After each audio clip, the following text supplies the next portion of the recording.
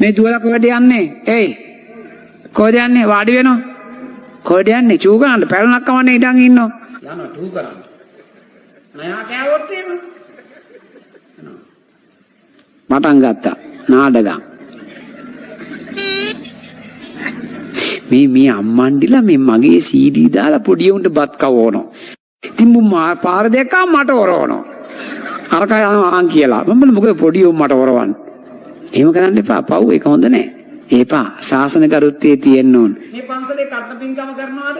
කඩන පින්කම කරා ඉසුරු සල් ටික දැම්ම බන්දේසින හාමුදුරන් පූජා කරන්න ඇයි? අවස් සම්මුව වසලා දුන්නේ නැත්තම් අපි වසක් කරන්නද? වස් පින්කම කරන උපාසකම්මලගෙන් අහන්නකො.